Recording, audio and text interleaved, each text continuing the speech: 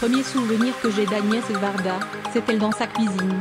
C'est là qu'elle m'a raconté l'histoire, enfin la vague histoire, de Sans toi ni loin, car au départ il n'y avait pas de scénario. Elle m'a juste dit, je te propose de jouer un personnage qui ne dit jamais merci, qui dit merde à tout le monde et qui sent mauvais. J'ai aimé l'idée qu'elle parle du personnage comme ça. Elle était très directe, très simple. Un peu maladroite aussi, enfin avec des mots et une vitalité tellement forte que c'était un peu déstabilisant. Ce n'était pas une femme sentimentale, ou disons plutôt qu'elle le cachait très bien, car je me suis rendu compte plus tard que le contraire était vrai. Mais Agnès était une femme très pudique. Je l'ai vue pour lui dire au revoir avant-hier, et elle a eu cette phrase, à propos d'une expo de photos sur les mains à laquelle elle travaillait, osant être sentimentale. On s'est un peu perdu de vue, après Sans toi ni loi. À l'époque je n'étais pas toujours gentille dans mes propos, car c'était une femme brutale, alors que moi, je recherchais ce que j'avais eu avec Piala, un parent de substitution. Et comme elle cachait bien ses émotions, je n'ai pas trouvé cette tendresse qu'il m'avait donnée.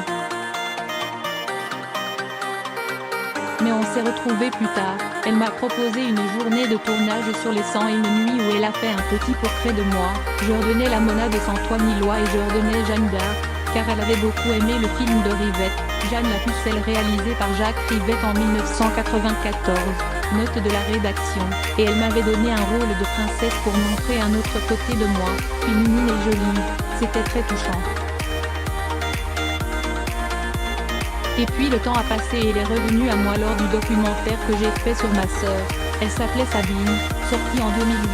Elle m'a écrit et dit de très belles choses sur le film, et par la suite m'a souvent appelé pour me dire viens boire un café dans la cuisine, car c'est là qu'on s'est rencontrés. Il y a quelques années j'ai revu Sans toi ni loi car on a participé à un débat quand il a été restauré. J'ai vu alors à quel point tout était pensé, précis, inscrit dans sa tête, ces travelling qui reviennent dans d'autres films. Je crois que pour elle aussi le film a été à part, d'abord car il a été son plus gros succès, et puis parce que, même s'il a une qualité documentaire, il avait aussi une qualité de fiction très poussée, différente. Je dis souvent que Piala m'a fait naître, mais c'est Varda qui m'a fait exister, qui m'a vraiment inscrite dans le métier. Car c'est avec ce rôle que j'ai compris que c'était un vrai métier. Ce qui me fascinait chez elle c'est qu'elle était très baroudeuse, et elle l'a été jusqu'au bout, et tenace, et unie. Il y a 2 jours encore, elle était consciente qu'elle allait s'éteindre, mais avait une force mentale absolument merveilleuse. Elle a été une femme libre jusqu'au bout, dans sa manière de faire ses films, de les produire, d'être rebelle face à un système un peu trop codé.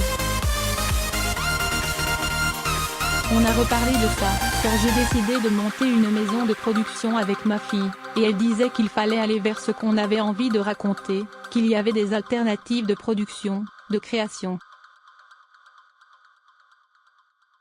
Elle a fait des choses avec des bouts de ficelle, et c'était toujours très beau. Il y avait ce rêve de vouloir dire des choses, de s'intéresser à des petits sujets qui pouvaient être mis en forme, et elle le faisait bien. Ce n'était pas du reportage, ni de l'information, mais de petites choses réelles qu'elle savait magnifier comme personne.